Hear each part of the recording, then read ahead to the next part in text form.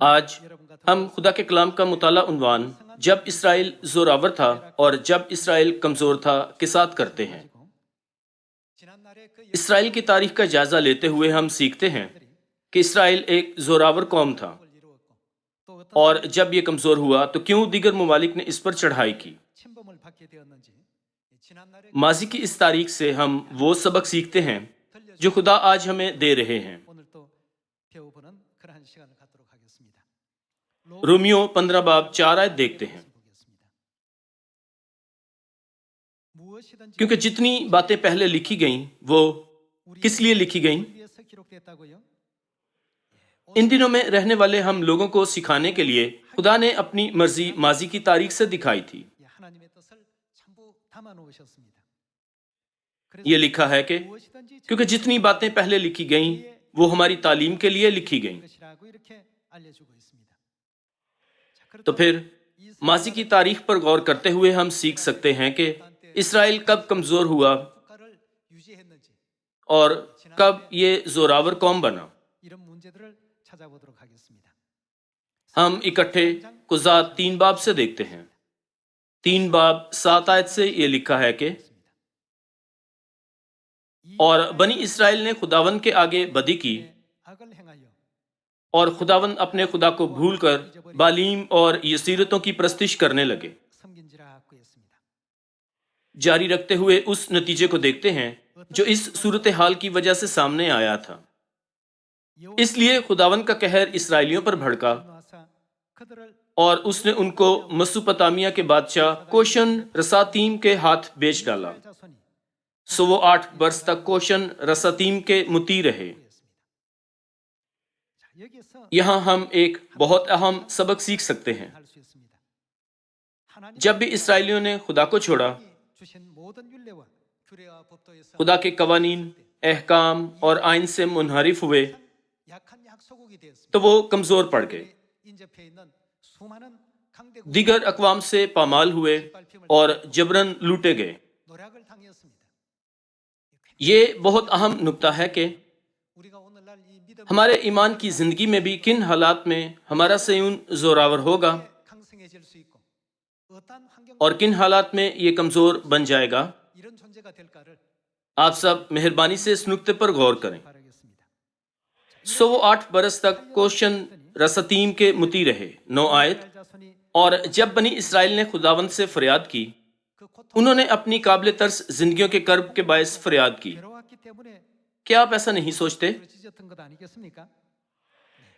جب انہوں نے فریاد کی اور ان سے درخواست کی تو خداوند نے بنی اسرائیل کے لیے ایک رہائی دینے والے کو برپا کیا، اور کالب کے چھوٹے بھائی کنز کے بیٹے گتنییل نے ان کو چھڑایا، اور خداوند کی روح اس پر اتری اور وہ اسرائیل کا قاضی ہوا اور جنگ کے لیے نکلا۔ تب خداوند نے مسوپتامیہ کے بادشاہ کوشن رساتیم کو اس کے ہاتھ میں کر دیا، سو اس کا ہاتھ کوشن رساتیم پر غالب ہوا۔ اسرائیل کی سرزمین پر چین قائم ہو گیا، اور اس ملک میں 40 برس تک چین رہا، اور کنز کے بیٹے گتنییل نے وفات پائی۔ 40 برسوں تک انہوں نے دل سے خدا کی خدمت کی تھی۔ انہوں نے خدا کے فضل کے لیے انہیں شکر و جلال دیا، اور 40 برس تک چین سے رہتے رہے۔ ان کے چین سے رہنے کی وجہ یہ تھی کہ وہ ایک زوراور قوم بن گئے تھے۔ ایک قوم تب چین سے رہ پاتی ہے جب وہ زوراور ہو جاتی ہے۔ اس زمانے میں کمزور قومیں ہمیشہ زوراور قوموں سے پامال ہوتی رہتی تھیں۔ پس اسرائیلیوں نے 40 برسوں تک خداوند کی مرضی کی پیروی کی، اور نتیجتاً وہ 40 برس تک چین سے رہ سکے۔ اب 12 آیت دیکھتے ہیں۔ اور بنی اسرائیل نے پھر کیا کیا؟ خداوند کے آگے بدی کی۔ بدی کرنا ہمیشہ سے مسئلہ رہا ہے۔ انہوں نے خدا کی تعلیمات کو چھوڑ دیا، خدا کے احکام کی فرما برداری نہیں کی، اور اپنے آپ کو خدا سے دور کر لیا۔ جب بھی اسرائیلی غیر قوموں کی روشوں کی پیروی کر کے دھوکہ کھاتے اور آزمائش میں پڑ جاتے تھے تو خدا بہت پریشانی محسوس کرتے تھے۔ 12 آیت دوبارہ دیکھتے ہیں۔ اور بنی اسرائیل نے پھر خداوند کے آگے بدی کی۔ تب خداوند نے مواب کے بادشاہ اجلون کو اسرائیلیوں کے خلاف زور بخشا، اس لیے کہ انہوں نے خداوند کے آگے بدی کی تھی۔ اور اس نے بنی امون اور بنی امالیک کو اپنے ہاں جمع کیا اور جا کر اسرائیل کو مارا اور انہوں نے کھجوروں کا شہر لے لیا۔ سو بنی اسرائیل 18 برس تک مواب کے بادشاہ اجلون کے مطیع رہے۔ ایک بار زوراور بنی اسرائیل کی قوم دوبارہ کمزور ہو گئی۔ 18 برس تک مواب کے بادشاہ اجلون کے مطیع رہے۔ جب ہم قضات، پہلا تواریخ اور پہلے سلاطین کی کتابوں سے اسرائیل کی تاریخ کا احتیاط سے جائزہ لیں تو ہم دیکھ سکتے ہیں کہ اسرائیلی یا تو اس طرف ہوتے یا اس طرف، یعنی یا تو اسرائیلی ایک زوراور قوم ہوتے یا یہ ایک بے اختیار اور کمزور قوم ہوتے تھے۔ تو پھر وہ کن حالات میں زوراور ہوتے تھے اور کب وہ کمزور بن جاتے تھے؟ جب انہوں نے خدا کے قوانین، احکام اور آئین کو ترک کیا تو وہ بگڑنے لگے اور دوبارہ کمزور پڑ گئے۔ وہ پڑوسی ملکوں سے لوٹے گئے اور ان کے غلام بنے۔ یہ تاریخ بار بار دہرائی گئی۔ اس زمانے میں رہنے والے ہم لوگوں کو کیوں خدا اسرائیل کی تاریخ دکھاتے ہیں؟ رومیو 15 باب 4 آیت میں یہ لکھا ہے کہ کیونکہ جتنی باتیں پہلے لکھی گئیں وہ کس لیے؟ ہماری تعلیم کے لیے لکھی گئیں۔ تو پھر قضات کی کتاب میں اس تاریخ کے ذریعے خدا کی طرف سے ہمیں کون سی تعلیم حاصل کرنی چاہیے؟ جب بھی اسرائیلی خدا کے احکام، قوانین اور شریعت مانتے تھے، وہ ایک قابل برداشت اور زوراور قوم ہوتے تھے۔ کیا خدا نہیں چاہتے کہ ہم بھی ایسے ہی ہوں؟ 12 آیت سے دوبارہ دیکھتے ہیں۔ اور بنی اسرائیل نے پھر خداوند کے آگے بدی کی۔ تب خداوند نے مواب کے بادشاہ اجلون کو اسرائیلیوں کے خلاف زور بخشا، اس لیے کہ انہوں نے خداوند کے آگے بدی کی تھی۔ اور اس نے بنی امون اور بنی امالیک کو اپنے ہاں جمع کیا اور جا کر اسرائیل کو مارا اور انہوں نے کھجوروں کا شہر لے لیا۔ سو بنی اسرائیل 18 برس تک مواب کے بادشاہ اجلون کے مطیع رہے۔ اس کا مطلب ہے کہ وہ جنگ ہار گئے۔ جب یہ کہا گیا کہ بنی اسرائیل مواب کے بادشاہ اجلون کے مطیع رہے تو اس کا مطلب ہے کہ اسرائیلیوں کو مواب نے فتح کر لیا اور یہ ان کے غلام بن گئے۔ 15 آیت سے، لیکن جب بنی اسرائیل نے خداوند سے فریاد کی تو خداوند نے بنیامینی جیرا کے بیٹے اہود کو، جو بے ہتھا تھا، ان کا چھڑانے والا مقرر کیا، اور بنی اسرائیل نے اس کی معرفت مواب کے بادشاہ اجلون کے لیے ہدیہ بھیجا۔ اور اہود نے اپنے لیے ایک 2 دھاری تلوار 1 ہاتھ لمبی بنوائی اور اسے اپنے جامے کے نیچے داہنی ران پر باندھ لیا۔ پھر اس نے مواب کے بادشاہ اجلون کے حضور وہ ہدیہ پیش کیا، اور اجلون بڑا موٹا آدمی تھا، اور جب وہ ہدیہ پیش کر چکا تو ان لوگوں کو جو ہدیے لائے تھے رخصت کیا، اور وہ آپ اس پتھر کی کان کے پاس سے جو جلجال میں ہے لوٹ کر کہنے لگا کہ اے بادشاہ، میرے پاس تیرے لیے ایک خفیہ پیغام ہے۔ اس نے کہا خاموش رہ۔ تب وہ سب جو اس کے گرد کھڑے تھے اس کے پاس سے باہر چلے گئے۔ پھر اہود اس کے پاس آیا۔ اس وقت وہ اپنے ہوادار بالاخانہ میں اکیلا بیٹھا تھا۔ تب اہود نے کہا تیرے لیے میرے پاس خدا کی طرف سے ایک پیغام ہے۔ تب وہ کرسی پر سے اٹھ کھڑا ہوا، اور اہود نے اپنا بایاں ہاتھ بڑھا کر اپنی داہنی ران پر سے وہ تلوار لی اور اس کی توند میں گھسیٹ دی، اور پھل قبضہ سمیت داخل ہو گیا، اور چربی پھل کے اوپر لپٹ گئی، کیونکہ اس نے تلوار کو اس کی توند سے نہ نکالا بلکہ وہ پار ہو گئی۔ تب اہود نے برآمدہ میں آ کر اور بالاخانہ کے دروازوں کے اندر اسے بند کر کے قفل لگا دیا۔ یوں بنی اسرائیل نے مواب سے رہائی پائی۔ 30 آیت دیکھتے ہیں۔ سو مواب اس دن اسرائیلیوں کے ہاتھ کے نیچے دب گیا اور اس ملک میں 80 برس چین رہا۔ جیسا کہ آپ نے دیکھا کہ اسرائیل کی تاریخ بار بار دہرائی گئی، یعنی خدا کو چھوڑنا، خدا کے پاس لوٹنا، پھر خدا کو چھوڑنا اور پھر توبہ کرنا اور خدا کے پاس لوٹنا ہوتا تھا۔ جب بھی انہوں نے خدا کو چھوڑا وہ دوسری قوموں کے قبضے میں چلے گئے، اور جب بھی انہوں نے خدا کی تعظیم کی وہ زوراور قوم کے طور پر چین سے رہے، اور حتیٰ کہ پڑوسی ممالک سے خراج تحسین حاصل کیا۔ 6 باب 1 آیت سے دیکھتے ہیں۔ اور بنی اسرائیل نے خداوند کے آگے بدی کی، اور خداوند نے ان کو 7 برس تک مدیانیوں کے ہاتھ میں رکھا۔ یہاں ہم دیکھ سکتے ہیں کہ بالکل وہی چیز پھر دہرائی گئی۔ اسرائیل نے اپنے برے کام جاری رکھے، پھر توبہ کی اور خدا کے پاس لوٹ آئے۔ جب وہ لوٹ آتے تو وہ خدا کی خیر خواہی حاصل کرتے اور ایک زوراور قوم بن جاتے اور گرد و پیش کے ممالک سے خراج تحسین حاصل کرتے تھے۔ بعد میں پھر وہ جنگ ہار جاتے اور انہیں دیگر ممالک کو خراج تحسین دینا پڑتا تھا۔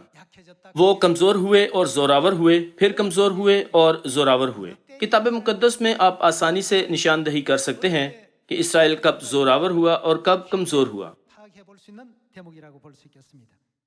یہاں یہ کہا گیا ہے کہ خداوند نے انہیں 7 برس تک مدیانیوں کے ہاتھ میں رکھا، 2 آیت سے، اور مدیانیوں کا ہاتھ اسرائیلیوں پر غالب ہوا، اور مدیانیوں کے سبب سے بنی اسرائیل نے اپنے لیے پہاڑوں میں کھوہ اور غار اور قلعے بنا لیے۔ اور ایسا ہوتا تھا کہ جب بنی اسرائیل کچھ بوتے تھے تو مدیانی اور امالیکی اور اہل مشرق ان پر چڑھ آتے تھے اور ان کے مقابل ڈیرے لگا کر غزہ تک کھیتوں کی پیداوار کو برباد کر ڈالتے، اور بنی اسرائیل کے لیے نہ تو کچھ معاش، نہ بھیڑ بکری، نہ گائے بیل، نہ گدھا چھوڑتے تھے، کیونکہ وہ اپنے چپایوں اور ڈیروں کو ساتھ لے کر آتے اور ٹڈیوں کے دل کی مانند آتے، اور وہ اور ان کے اونٹ بے شمار ہوتے تھے۔ یہ لوگ ملک کو تباہ کرنے کے لیے آ جاتے تھے۔ جب بھی اسرائیلیوں نے خدا کی نظر میں برا کام کیا، اس قسم کے المناک واقعات بار بار ہوتے تھے۔ 6 آیت، سو اسرائیلی مدیانیوں کے سبب سے نہایت خستہ حال ہو گئے اور بنی اسرائیل خداوند سے فریاد کرنے لگے۔ جیسا کہ آپ 25 آیت میں دیکھ سکتے ہیں کہ جب انہوں نے خدا کی مدد کے لیے فریاد کی تو خدا نے ان کے پاس جدون کو بھیجا۔ خدا نے اسرائیلیوں کو مدیانیوں کے ہاتھ سے چھڑانے کے لیے جدون کو بھیجا تاکہ اسرائیل کو ایک بار پھر زوراور بنائے۔ 25 آیت سے دیکھتے ہیں، اور اسی رات خداوند نے اسے کہا کہ اپنے باپ کا جوان بیل، یعنی وہ دوسرا بیل جو 7 برس کا ہے، لے، اور بال کے مذبح کو جو تیرے باپ کا ہے اسے کیا کر، ڈھا دے، اور اس کے پاس کی یہ سیرت کو کاٹ ڈال۔ اور خداوند اپنے خدا کے لیے اس گھڑی کی چوٹی پر قاعدہ کے مطابق ایک مذبح بنا، اور اس دوسرے بیل کو لے کر اس یہ سیرت کی لکڑی سے جسے تو کاٹ ڈالے گا سختنی قربانی گزران۔ تب جدون نے اپنے نوکروں میں سے 10 آدمیوں کو ساتھ لے کر جیسا خداوند نے اسے فرمایا تھا کیا، اور چونکہ وہ یہ کام اپنے باپ کے خاندان اور اس شہر کے باشندوں کے ڈر سے دن کو نہ کر سکا، اس لیے اسے رات کو کیا۔ یوں جدون نے سب بتوں کو توڑ ڈالا، اور خدا کے فضل سے 300 جنگجوؤں نے 1,35,000 مدیانی سپاہیوں کو شکست دی۔ آپ اسے 8 باب میں دیکھ سکتے ہیں۔ قضات 8 باب 10 آیت دیکھتے ہیں۔ اور زبا اور زلمنا اپنے قریباً 15,000 آدمیوں کے لشکر سمیت کرکور میں تھے، کیونکہ فقط اتنے ہی اہل مشرق کے لشکر میں سے بچ رہے تھے، اس لیے کہ 1,20,000 شمشیر زن مرد قتل ہو گئے تھے۔ اس لمحے تک فتح مل چکی تھی۔ آپ دیکھ سکتے ہیں کہ جدون کے 300 جنگجوؤں نے 1,20,000 سپاہیوں کو ہلاک کیا تھا۔ 1,35,000 میں سے صرف 15,000 باقی رہ گئے تھے، اور پھر وہ بھی ہلاک ہو گئے تھے۔ آخرکار اسرائیلی مدیانیوں کے ہاتھوں سے آزاد ہو گئے اور پھر 40 سالوں تک امن سے رہے۔ 8 باب 28 آیت دیکھتے ہیں۔ یوں مدیانی بنی اسرائیل کے آگے مغلوب ہوئے اور انہوں نے پھر کبھی سر نہ اٹھایا، اور جدون کے دنوں میں 40 برس تک اس ملک میں کیا رہا؟ امن رہا۔ امن سے رہنے سے مراد ہے کہ اسرائیلی زوراور قوم بن گئے اور آس پاس کی قوموں نے انہیں چھونے کی بھی جرت نہیں کی تھی۔ اس بڑی فتح کے بعد زیادہ تر لوگوں نے جدون سے یہ کہتے ہوئے التجا کی کہ مہربانی سے تو اور تیری نسلیں ہم پر حکومت کریں۔ ان کی اس التجا کے بعد جدون نے جواب دیا کہ ہم تم پر حکومت نہ کریں گے، بلکہ صرف خدا ہی تم پر حکومت کرے۔ خدا کا خوف مانو اور اس کے تابع رہو۔ یہ سب جدون نے 22 آیت میں اسرائیلیوں سے کہا تھا۔ اس وجہ سے سارے اسرائیل میں بڑا امن ہو گیا تھا۔ 22 آیت سے تب بنی اسرائیل نے جدون سے کہا کہ تو ہم پر حکومت کر، تو اور تیرا بیٹا اور تیرا پوتا بھی، کیونکہ تو نے ہم کو مدیانیوں کے ہاتھ سے چھڑایا۔ تب جدون نے ان سے کہا کہ نہ میں تم پر حکومت کروں اور نہ میرا بیٹا، بلکہ صرف کون کرے؟ خداوند ہی تم پر حکومت کرے گا۔ جب اسرائیل نے ایسا کیا تو کیا ہوا تھا؟ 40 برس تک اس ملک میں امن رہا۔ کیا ان لفظوں کا مطلب یہ نہیں کہ اسرائیل دوبارہ زوراور قوم بن گیا؟ قضات کی کتاب میں درج اسرائیلیوں کی تاریخ سے ہم سیکھ سکتے ہیں کہ کب اسرائیلی زوراور ہوئے اور کب وہ کمزور ہوئے۔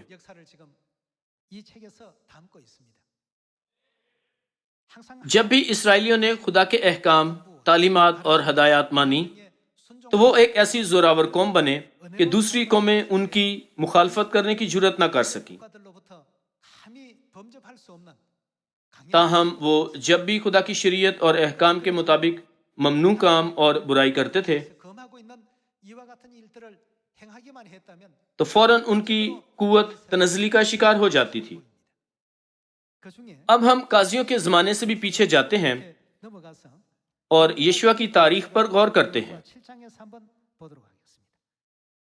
وقت اور زمانے کے قطع نظر جب بھی اسرائیلیوں نے خدا کے خلاف گناہ کیا اور بدی کی تو وہ نہ چاہتے ہوئے بھی کمزور قوم بن گئے۔ یشوع 7 باب سے اس کی تصدیق کرتے ہیں۔ یشوع 7 باب 1 آیت: لیکن بنی اسرائیل نے مخصوص کی ہوئی چیز میں خیانت کی، کیونکہ اکن بن کرمی بن زبدی بن زارا نے، جو یہودا کے قبیلے کا تھا، ان مخصوص کی ہوئی چیزوں میں سے کچھ لے لیا۔ سو خداوند کا قہر بنی اسرائیل پر بھڑکا۔ اکن کے گناہ سے پہلے اسرائیل کی حالت کیسی تھی؟ ان کی فوج اتنی طاقتور تھی کہ انہوں نے یرو جیسے مضبوط شہر کو فتح کیا تھا۔ تاہم اکن کے گناہ کرنے کے بعد اسرائیل کی فوج کیسے بدل گئی؟ تفصیلاً 2 آیت سے دیکھتے ہیں۔ اور یشوع نے یرو سے ای کو، جو بیتل کی مشرقی سمت میں بیتاون کے قریب واقع ہے، کچھ لوگ یہ کہہ کر بھیجے کہ جا کر ملک کا حال دریافت کرو، اور ان لوگوں نے جا کر ای کا حال دریافت کیا۔ یہ ای کا شہر ہے۔ ای کا حال دریافت کرنے کے بعد اور وہ یشوع کے پاس لوٹے اور اس سے کہا سب لوگ نہ جائیں، فقط 2-3 ہزار مرد چڑھ جائیں اور ای کو مار لیں۔ سب لوگوں کو وہاں جانے کی تکلیف نہ دے کیونکہ وہ تھوڑے سے ہیں۔ چنانچہ لوگوں میں سے 3000 مرد کے قریب وہاں چڑھ گئے اور ای کے لوگوں کے سامنے سے بھاگ آئے، اور ای کے لوگوں نے ان میں سے کوئی 36 آدمی مار لیے، اور پھاٹک کے سامنے سے لے کر شبریم تک ان کو کھدیڑتے آئے اور اتار پر ان کو مارا۔ سو ان لوگوں کے دل پگھل کر پانی کی طرح ہو گئے۔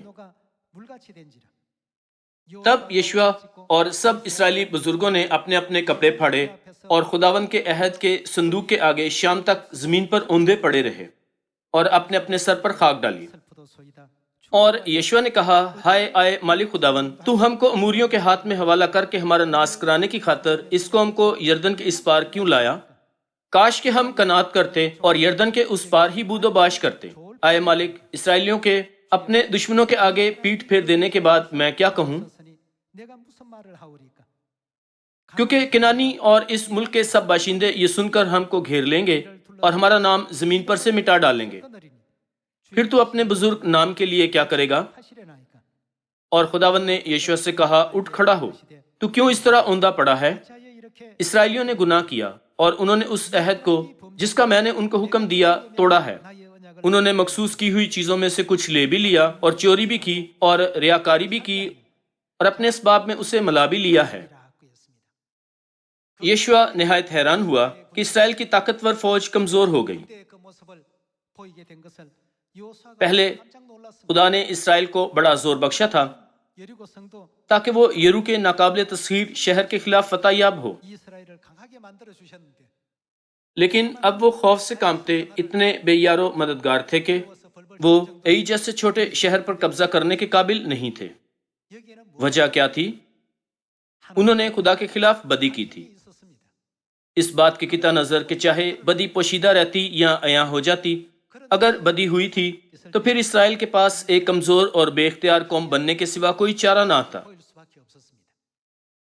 دوسری طرف اگرچہ ان کے دشمن نہایت خوفناک لگتے تھے، لیکن وہ اسرائیلیوں کی نظر میں ٹڈے لگتے تھے۔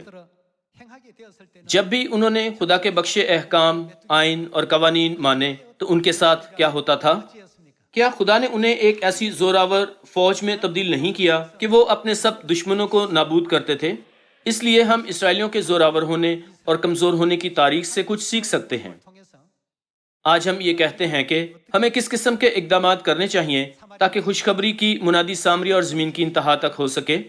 آپ سب، اگرچہ اس کی مزید کوئی وضاحت نہ بھی کی جائے تو بھی کیا جواب واضح نہیں؟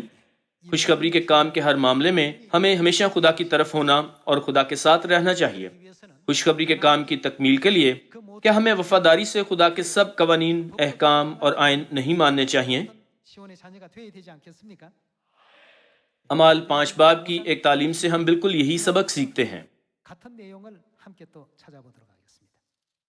اعمال 5 باب 38 آیت سے یہ لکھا ہے کہ پس اب میں تم سے کہتا ہوں کہ ان آدمیوں سے کنارہ کرو اور ان سے کچھ کام نہ رکھو، کہیں ایسا نہ ہو کہ خدا سے بھی لڑنے والے ٹھہرو، کیونکہ یہ تدبیر یا کام اگر آدمیوں کی طرف سے ہے تو پھر کیا ہوگا؟ چونکہ یہ کمزور ہے، آپ برباد ہو جائے گا، لیکن اگر خدا کی طرف سے ہے تو تم کیا کرو؟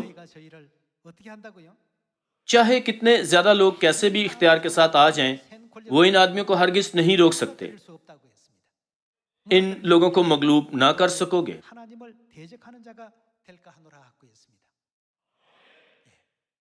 منادی کے طریقہ کار سے لے کر سچائی کے تمام قوانین تک ہر کام جو ہم کرتے ہیں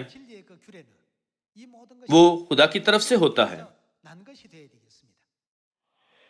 اگر خوشخبری کا کوئی معاملہ خدا کی بجائے ہمارے ذاتی خیالات، فلسفے کی کتابوں یا دنیا کی تعلیمات اور مثالوں سے تعلق رکھتا تو یہ ضرور ناکام ہو جائے گا۔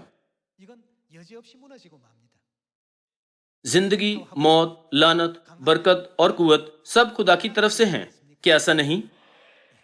اگر ہم خدا کے کلام کے مطابق عمل کریں، اگر ہم خدا کی تعلیمات کی منادی کریں، اگر ہم خدا کی مرضی کے مطابق ایمان کی زندگی گزاریں، تو تب دشمن ہرگز ہم خدا کے فرزندوں کے نزدیک نہیں آئیں گے۔ اس بات پر غور کریں کہ تاریخ میں کب اسرائیلی زوراور اور طاقتور تھے، اور غور کریں کہ وہ کب اختیار میں زوال پذیر ہو کر کمزور ہوئے۔ یہ تعداد پر منحصر نہیں تھا کہ وہ زیادہ ہیں یا کم۔ جب وہ زوراور تھے تو کیا خدا نے انہیں 1,35,000 پر صرف 300 آدمیوں کے ساتھ غالب آنے کی قوت نہیں بخشی تھی؟ تاہم خدا نے ہمیں دکھایا کہ جب وہ کمزور تھے تو حتیٰ کہ بڑی فوج ہونے کے باوجود ایک چھوٹے شہر کی فوج نے ان کا پیچھا کیا اور یہ اسے مغلوب نہ کر سکے۔ یہ تمام تاریخ خدا نے اس زمانے میں رہنے والے ہم لوگوں کے لیے بطور سبق درج کروائی تھی۔ عالم شرع گملیل بھی یہ جانتا تھا اور اس نے کہا، غور کرو کہ ان کی تعلیمات اور کام کہاں سے ہیں، آدمیوں کی طرف سے ہیں یا خدا کی طرف سے۔ جب آپ سبت کے دن کا جائزہ لیں تو کیا یہ آدمیوں نے شروع کیا تھا؟ جب آپ فسح کا جائزہ لیں تو کیا یہ آدمیوں نے شروع کی تھی؟ ابتدائی کلیسیا کے مقدسین نے جو کچھ کیا وہ براہ راست مسیح کی تعلیمات سے تھا۔ ان حالات میں کون ان کی قوی طاقت کو روک سکتا تھا؟ جسمانی لحاظ سے کچھ لوگوں نے شاید ستایا ہو، لیکن ان کی ذہنیت ہرگز نہیں بدل سکی تھی۔ اسی وجہ سے یسوع مسیح کی خوشخبری تیزی سے اسرائیل کی سب قوموں میں پھیل گئی تھی، اور حتیٰ کہ پڑوسی ممالک اٹلی، یونان اور تمام یورپ میں بھی پھیل گئی۔